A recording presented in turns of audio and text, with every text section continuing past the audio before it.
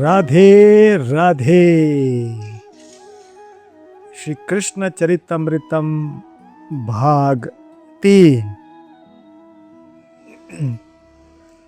उद्धव, मेरे गोविंद कैसे हैं द्वारिका में? यदुवंशी सब कुशल तो है ना? भाव में डूबे पांडव परित्राता, कौरव कुल महामणि परम भागवत विदुर ने उद्धव से प्रश्न किया था। इस प्रश्न को सुनते ही उद्धव की हिलकियां फूट पड़ी। कालिंदी के तट पर उद्धव का रुदन स्पष्ट सुनाई दे रहा था। क्या हुआ उद्धव? आपका इस तरह रुदन क्यों? क्या हुआ? गोविंद ने अपनी लीला समेट ली विदुर जी, और गोलोक धाम चले गए। इस दरह को त्याग दिया, हम सबको अनाथ बना गए। उद्धव बस रोते जा रहे हैं। श्री कृष्ण का वियोग उन्हें असह्य हो रहा है। विदुर जी ने जैसे ही ये सुना, उनके हृदय में मानो वज्रघात हुआ। मूर्छित ही हो जाते विदुर जी, पर जैसे तैसे अपने को संभाला। क्या? ओह, दोनों के ही अश्रु अब बराबर बह रहे हैं। विदुर जी तो समझ नहीं पा रहे थे कि ये सब हुआ कैसे। उद्धव ने समझाया, इस जगत में अगर कोई हतभाग्य है तो वह है हम यदुवंशी। अस्तित्व ही स्वयं आकार लेकर आए उनके वंश में, फिर भी पहचान न पाए हम लोग। उद्धव बोलते जा रहे हैं। विदुर जी कालिंदी को देखते हैं। कालिंदी बहती जा रही है।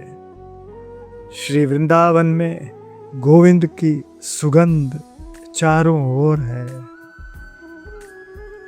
क्या मेरे गोविंद ने कुछ कहा? विदुर जी का कंठ भर आया।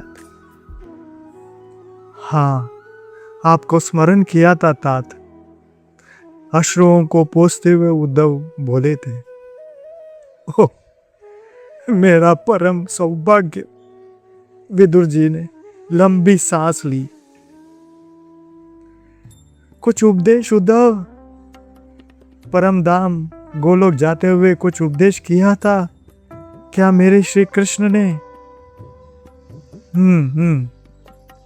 किया था। उस समय मैं था वहां, और वेद व्यास जी के मित्र मैत्रेय ऋषि भी थे। उद्धव जी ने बताया। कुछ देर रुक कर विदुर जी ने फिर कहा, उद्धव, ज्ञान उपदेश तो मैं ऋषि मैत्रेय से ग्रहण कर लूंगा, पर मेरे प्राण अब धड़पने लगे हैं। मुझे डर लग रहा है कि कहीं मेरे प्राण न निकल जाएं। तात, अपने आप को संभालिए। उद्धव व्यथित हो उठे। ये देह छूट जाए क्या परवाह, पर अच्छा तो तब लगता जब श्री कृष्ण चरितमृतम इन कर्ण रंध्रों से होते हुए मेरे हृदय में पहुंचती, और श्री कृष्ण का प्राकट्य मेरे अंतकरण में हो जाता। उद्धव, तुम सुनाओ ना उन मनोहारी मुरली मनोहर के प्रेम पूर्ण चरित्रों का गान करके। सुनाओ ना, मेरे प्राण पुकार रहे हैं। वो मुस्कुरा रहा है, मेरे सामने है। ये यमुना इतनी नीली लग रही है। लग रहा है श्याम सुंदर ने अपना रंग इन कालिंदी को ही दे दिया है। उन श्याम सुंदर का अलौकिक सौंदर्य सुनाओ ना उद्धव, सुनाओ। नेत्र बंद कर लिए उद्धव ने। अश्रु बिंदु गिर रहे हैं। कपोल से होते हुए यमुना की बालुका को गीला कर रही। विदुर जी ने भी अपनी आंखें बंद कर ली। वक्ता उद्धव बोल उठे, तात विदुर जी, देखो उन नंद कुमार का रूप सौंदर्य। बड़े बड़े योगी अपना योग भूल जाते थे जब वो मुस्कुराता। बड़े बड़े ज्ञानी अपना ज्ञान बिसर जाते थे जब वो टुमकता हुआ चलता था। उसकी पीतांबरी की छोर में मुक्त पुरुष भी बंधन स्वीकार कर मुक्ति को तिरस्कृत कर उठते थे। अरे, वे स्वर्णादि के आभूषण उन नंद कुमार के अंगों को सुंदरता प्रदान नहीं करते, अपितु नंद कुमार के अंगों को पाकर आभूषण इतराने लग जाते थे। वो ब्रिज मंडल, मथुरा की महिमा तो न्यारी है ही, पर मथुरा नगरी है और नगर में रजोगुण की मात्रा होती ही है। पर ब्रिज तो त्रिगुणातीत है। ब्रिज प्रेम से ओतप्रोत है। ब्रिज दिव्य प्राकृतिक संपदा से भरपूर है।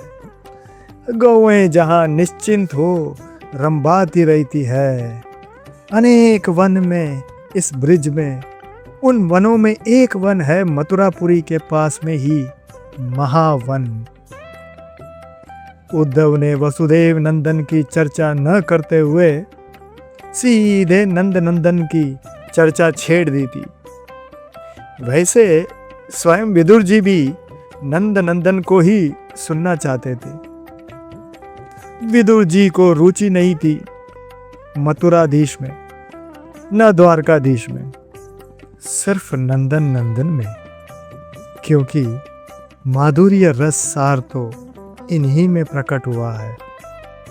पुकार उठे थे विदुर जी, कम वा दयालुम शरणम भृजे। आगे का भाग हम कल बताएंगे। राधे राधे।